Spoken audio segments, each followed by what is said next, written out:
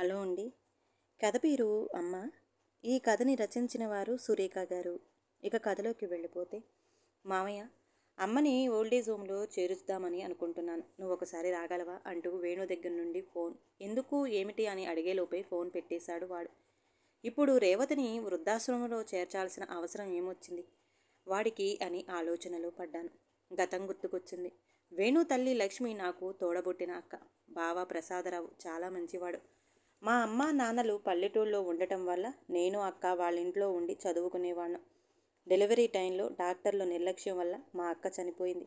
అప్పటికి వేణు 5 రోజుల పిల్లాడు. బంధువులందరూ బలవంత పెట్టగా బాబు కోసం బావ రేవతిని పెళ్లి చేసుకున్నాడు. రేవతి ప్రసాదరావుకి దూరపు బంధువుల అమ్మాయి. తల్లి తండ్రి లేరు. మేనమామ పెంచాడు. రేవతి నెమ్మదస్తురాలు. 10వ తరగతి వరకు చదువుకుంది. బావ రెండో పెళ్లి చేసుకునేసరికి నేను అక్కడే ఉండాలి అన్న ఆలోచనలో పడ్డాను నేను. వచ్చిన అమ్మాయికి నేను ఇక్కడ ఉండటం ఇష్టముంటుందో లేదో, వెళ్ళిపోతే బావ ఏమనుకుంటాడో అని సందిగ్ధంలో ఉండిపోయాను. రేవతి వచ్చిన వారం రోజులకు నా గదిలో బుక్స్ సర్దుకుంటున్నాను. అన్నయ్య అని వినిపించింది. తలెత్తాను. ఎదురుగా రేవతి. మొహమాటంగా లేచి నుంచున్నాను. అన్నయ్య, మీరేమీ అనుకోపోతే ఒక మాట చెబుతాను. మీరు ఇక్కడే ఉండి చదువుకుంటున్నారని మీ బావగారు చెప్పారు. నేను వచ్చినందువల్ల మీరు ఇబ్బందిగా ఫీల్ అవుతున్నారని, వేరేగా వెళ్ళిపోవాలని అనుకుంటున్నారని కూడా చెప్పారు. అన్నయ్య, మీరు వెళ్ళిపోవద్దు. నేను కూడా మీ చెల్లిని. మీ చదువు అయిపోయే వరకు మీరు ఇక్కడే ఉండాలి. మీకు నా పట్ల ఇలాంటి అభిప్రాయం రావటానికి నేనేమైనా తప్పుగా ప్రవర్తించి ఉంటే క్షమించండి. అంతేకాని మీరు వెళ్ళొద్దన్నయ్య, ప్లీజ్ అంది తడిసిన కళ్ళతో చేతులు జోడిస్తూ. ఇంత మంచి అమ్మాయిని అపార్థం చేసుకున్నందుకు నన్ను నేను తిట్టుకున్నాను. అబ్బే, అదేం లేదమ్మా. నువ్వింతగా చెప్పాక కూడా వెడితే నేను మనిషినే కానమ్మా. నేను ఇక్కడే ఉంటాను అన్నాను. రేవతి తల నిమిరి, చాలా థ్యాంక్స్ అన్నయ్య అంటూ సంతోషంగా వెళ్ళిపోయింది రేవతి. ఆ తర్వాత మరెప్పుడు రేవతి పరాయి అమ్మాయి అన్న ఆలోచన కూడా రాలేదు నాకు. అంతలా ఆప్యాయతానుబంధాలు నెలకొన్నాయి మా మధ్య. బాబుని చాలా ప్రేమగా చూసుకునేది రేవతి. అమ్మలేని లోటు నాకు బాగా అనుభవం అన్నయ్య. బాబుకు ఆ లోటు తెలియకూడదు. అసలు నేను సవతి తల్లిననే విషయమే వాడికి తెలియకూడదు అని నా దగ్గర మాట తీసుకుంది రేవతి. మా అక్క ఉన్నా కూడా అంత బాగా చూసుకునేది కాదేమో అనిపించేది ఒక్కొక్కసారి. మా అమ్మ నాన్నలకు కూడా కూతురు లేని లోటు తీర్చటంలో సఫలీకృతురాలయ్యింది రేవతి. ఇంటికి వచ్చిన బంధువులందరితో కూడా రేవతి ఆప్యాయంగా మెలిగేది. ఇరుగు పొరుగు వారి దగ్గర కానీ, చుట్టాల దగ్గర కానీ రేవతి చాలా మంచి అమ్మాయి అని పేరు వచ్చింది. 2 ఏళ్లు గడిచాయి. బాబు రేవతిని వదిలి క్షణం కూడా ఉండేవాడు కాదు. వాళ్ళ నాన్నకన్నా అమ్మ దగ్గరే మాలిమ ఎక్కువ వాడికి. నాకు చదువు అయిపోయి జాబ్ కూడా అనుకోకుండా అక్కడే దొరికింది. రేవతి, బావ, నేను కూడా చాలా ఆనందించాం అందుకు. నేను అప్పుడప్పుడు జాబ్ పని మీద క్యాంపులకు వెళ్ళవలసి వచ్చేది. ఒకసారి అలా ఢిల్లీ వెళ్ళి 10 రోజుల తర్వాత వచ్చాను. అప్పటికి రేవతి హాస్పిటల్లో ఉంది. 2 ఏళ్లుగా చూస్తున్న ఏ రోజు కనీసం తలనొప్పి కూడా ఎరగని రేవతి హాస్పిటల్లో చేర్చేంతగా ఏమైందో తెలియలేదు. అడిగినా బావ చెప్పలేదు. ఏదో దాస్తున్నాడనిపించింది. రేవతికి సాయంగా ఉండటానికి అమ్మ వచ్చింది. అమ్మ 1 నెల ఉండి వెళ్ళింది. తనను బస్సు ఎక్కించి వచ్చి ఆఫీసుకు వెళ్ళిపోయాను. సాయంత్రం నేను ఆఫీసు నుండి వచ్చేసరికి రేవతి ఒక్కతే ఉంది. నేను ఫ్రెష్ అయి వచ్చేసరికి రేవతి కాఫీ ఇచ్చింది. సభ్యత కాదని అనిపించిన తనని అడగకుండా ఉండలేకపోయాను. రేవతి, నీకెప్పుడు కొద్దిపాటి నీరసం కూడా రాదు కదా. హాస్పిటల్లో చేరేంత పెద్ద అనారోగ్యం ఏమొచ్చింది? నీకిష్టమైతేనే చెప్పమ్మా. బావని అడిగాను, చెప్పలేదు. అందుకని నేను అడుగుతున్నాను అన్నాను. 1 నిమిషం మౌనంగా ఉండి తర్వాత, ఇందులో దాచేదేముందన్నయ్య. నాకు పిల్లలు పుడితే బాబును ప్రేమగా చూసుకోలేనేమోనని నా భయం. అందుకని పిల్లలు పుట్టకుండా ఆపరేషన్ చేయించుకుంటానని ఈయనతో చెప్పాను. మొదట ఆయన ఒప్పుకోలేదు. బలవంతం చేసి మరీ నేనే ఒప్పించాను. నాకు పిల్లలు లేకపోయినా పర్వాలేదు. వాణ్ణి నేను ప్రేమగా పెంచుకొని ప్రయోజకుణ్ణి చేయగలిగితే చాలు అంది రేవతి. అప్పటి నుండి రేవతిపై ఉన్న అభిమానం రెట్టింపవటమే కాక తనపై గౌరవం కూడా కలిగింది నాకు. నాకు పెళ్ళయ్యాక నా భార్యకు కూడా రేవతితో మంచి సాన్నిహిత్యం ఏర్పడింది. రేవతి గురించి పూర్తిగా తెలుసుకున్నాక వారి స్నేహం ఇంకా గట్టిపడింది. పెళ్ళైన సంవత్సరానికి నాకు వైజాగ్ ట్రాన్స్ఫర్ అయ్యింది. రేవతిని, బావను విడిచి వెళ్ళాలంటే చాలా బాధ కలిగింది. అయినా విడిచి వెళ్ళక తప్పలేదు. వీలైనప్పుడల్లా గాయత్రి, నేను వచ్చి వెళ్ళేవాళ్ళం. అలాంటి పరిస్థితుల్లో బావ యాక్సిడెంట్లో అకస్మాత్తుగా మరణించటం మా అందరికీ కోలుకోలు అని దెబ్బయింది. రేవతిని చూసి కంటతడి పెట్టని వారు లేరు. బావ దినకర్మలు అన్నీ అయిపోయి బంధువులందరూ వెళ్ళిపోయాక కానీ నాకు రేవతితో ప్రశాంతంగా మాట్లాడటానికి కుదరలేదు. ఆమెకు ధైర్యం చెప్పి మళ్ళీ మామూలు మనిషిగా తిరగగలిగేలా చేయాల్సిన బాధ్యత నాది. అందుకే రేవతిని పిలిచి, చూడమ్మా, నీకు జరిగిన అన్యాయం ఎవరూ తీర్చలేనిది. నువ్వు బాబు కోసమైనా ఈ బాధ నుండి బయటపడాలి అంటూ నాకు తోచినన్ని విధాలుగా రేవతిని ఓదార్చాను. 2 రోజుల తర్వాత నేను గాయత్రి వైజాగ్ వచ్చేసాం. అమ్మ నాన్నలను తనకు తోడుగా అక్కడే ఉండమన్నాను. నేను నెలకొకసారి వెళ్ళి వాళ్ళని చూసి వచ్చేవాణ్ణి. బాబును స్కూల్లో జాయిన్ చేశాము. వాణ్ణి స్కూల్ పంపటం, లంచ్ తీసుకురావటం, స్కూల్ నుండి తేవటం, ఈ పనుల వలన రేవతికి నలుగురిలోకి రావటం కాస్త అలవాటే. చిన్న చిన్నగా బావపోయిన దుఃఖంలో నుంచి కోలుకోసాగింది. వేణు ఫస్ట్ క్లాస్ వచ్చేసరికి మాకు 2 పిల్లలు పుట్టారు. ఉద్యోగంలో ప్రమోషన్ రావడంతో అక్కడ కూడా బాధ్యతలు ఎక్కువయ్యాయి. అయినా వీలు చూసుకొని గాయత్రి నేను రేవతిని చూసి వచ్చేవాళ్ళం. రేవతి కూడా ఊరికే ఉండకుండా టైలరింగ్ చేసేది, నేర్పేది. నీకెందుకమ్మా ఈ శ్రమ, ఆస్తి ఉంది కదా అంటే, నాకు బోరు కొట్టకుండా ఉంటుంది కదా అన్నయ్య అనేది. తను అలా ఏదో ఒక వ్యాపకంలో ఉంటే తనకు మనసు ప్రశాంతంగా ఉంటుంది అనిపించి ఊరుకున్నాను. రేవతికి రాబడి బాగానే ఉండేది, పని కూడా ఎక్కువగానే ఉండేది. అంత బిజీలో కూడా రేవతి బాబుని క్షణం మర్చిపోయేది కాదు. వాడికి అన్నీ అమర్చి పెట్టేది. స్కూలుకి పంపాలన్నా తేవాలన్నా తను వెళ్లాల్సిందే. నా సహకారం సలహాలు తీసుకుంటూ వేణుని ప్రేమగా పెంచి చదివించి మంచి ఉద్యోగస్తునిగా నిలబెట్టింది రేవతి. తల్లిని దేవతలా భావించేవాడు వేణు. తనతో పాటు ఆఫీసులో పనిచేసే సరితని ఇష్టపడ్డాడు. అది తెలిసిన రేవతి నన్ను పిలిపించి సరిత వాళ్ళ అమ్మా నాన్నలతో మాట్లాడించి వాడికి సరితనిచ్చి పెళ్లి కూడా చేసింది. ఇప్పుడు వాళ్ళకి ఒక బాబు కూడా. 3 నెలల క్రితం రేవతికి హార్ట్ ఆపరేషన్ అయ్యింది. అప్పుడు సరిత అత్తగారిని ఎంతో బాగా చూసుకుంది. ఇక వేణుకైతే తల్లంటే ప్రాణం. అంతా బాగానే ఉన్నారు. మరి ఇప్పుడు హఠాత్తుగా వేణు ఇలా ఫోన్ చేశాడేమిటో. కారణం ఏమై ఉంటుందని ఎంత ఆలోచించినా ఏమీ తోచకపోవడంతో వాడితో మాట్లాడితే కానీ విషయం తెలియదులే అని నిట్టూర్చి ఇంటికి బయలుదేరాను.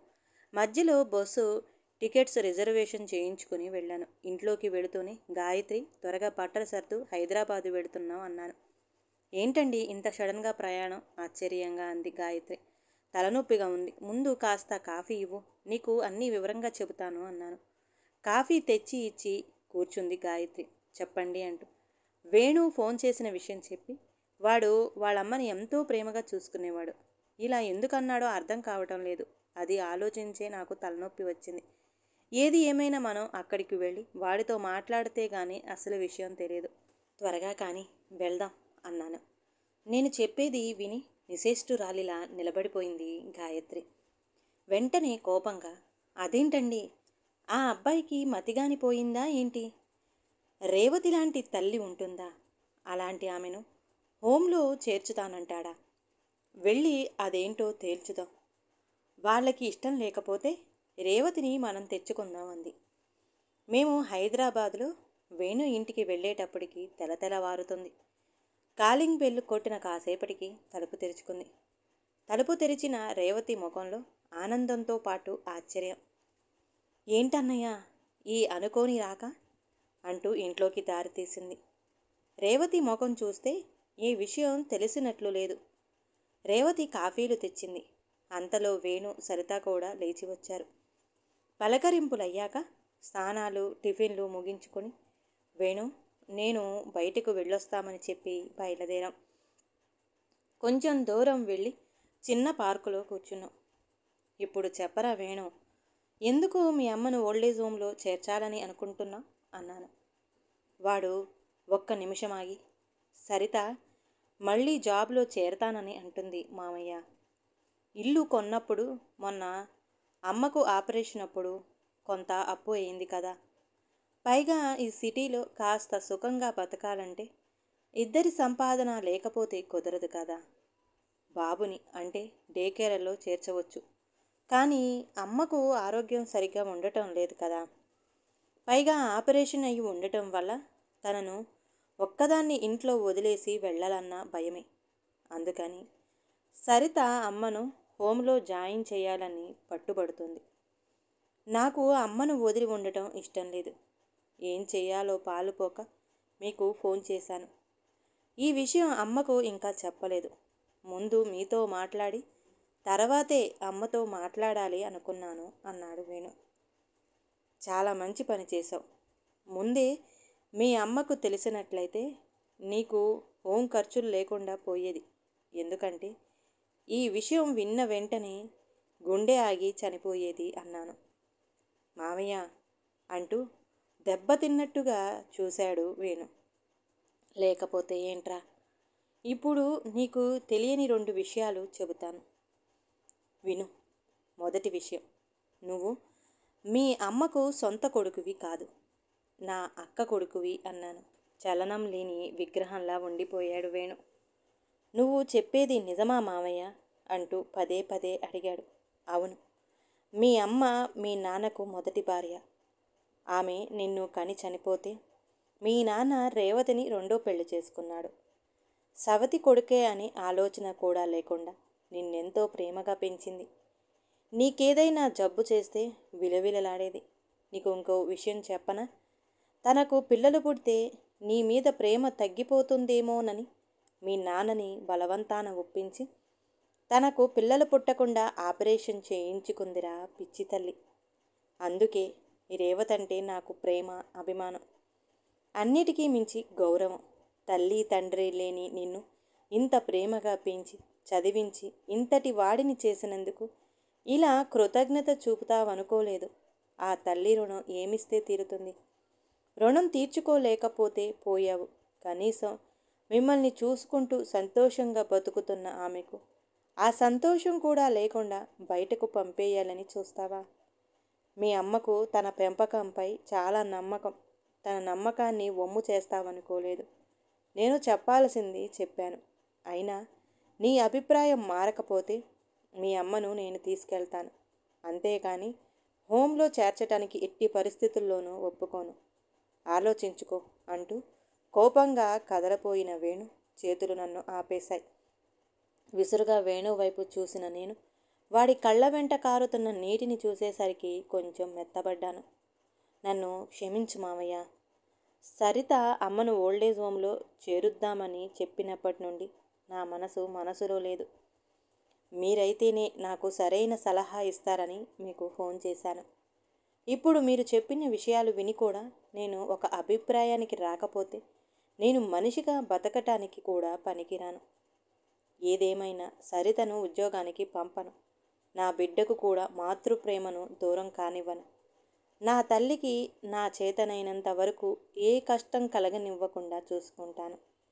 ఇది నీ మేనల్లుడుగా కాదు మావయ్య, రేవతి కొడుకుగా చెబుతున్నానన్నమాట అన్నాడు దృఢంగా వేణు. మళ్ళీ అమ్మయ్య, ఇదంతా అమ్మకు తెలియదు. తెలిసినట్లయితే ఇక జీవితంలో అమ్మకు ముఖం చూపించటానికి నాకు అర్హత ఉండేది కాదు. ఇప్పుడు నా మనసు ప్రశాంతంగా ఉంది.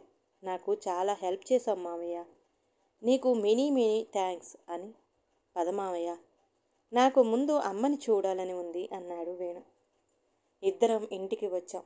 గాయత్రి ముఖంలో కూడా ఏదో సాధించిన సంతోషం కనపడింది. నాలాగే తను కూడా తన ప్రయత్నంలో సఫలమయ్యిందని అర్థమైంది. వేణు అమ్మ అమ్మ అని పిలుస్తూ రేవతి గదిలోకి వెళ్ళి చెయ్యి పట్టుకొని హాల్లోకి తెచ్చి సోఫాలో కూర్చోపెట్టి తన ఒడిలో తలపెట్టుకొని పడుకున్నాడు. ఏంటి నాన్నా, ఒంట్లో బాగోలేదా అంది రేవతి నుదుటిపై చెయ్యి పెట్టి ఆదుర్దాగా. లేదమ్మా, ఊరికే పడుకోవాలనిపించింది అన్నాడు వేణు. కొడుకు తల నిమురుతూ, చూడన్నయ్యా, వీడికి ఇంకా పసి మనస్తత్వం పోలేదు మురిసిపోతూ అంది రేవతి. తన ముఖంలో సంతోషం చూస్తుంటే ఒక మంచి హృదయం ముక్కలు కాకుండా కాపాడగలిగానన్న తృప్తితో నా మనసంతా నిండిపోయింది. ఈ కథ గనక నచ్చితే ప్లీజ్ లైక్ చేయండి. అలాగే ఛానల్ని సబ్స్క్రైబ్ చేసుకోవటం మాత్రం మర్చిపోమాకండి. మీ విలువైన అభిప్రాయాన్ని కామెంట్ బాక్స్లో కామెంట్ చేయండి. అందరికీ ధన్యవాదాలండి.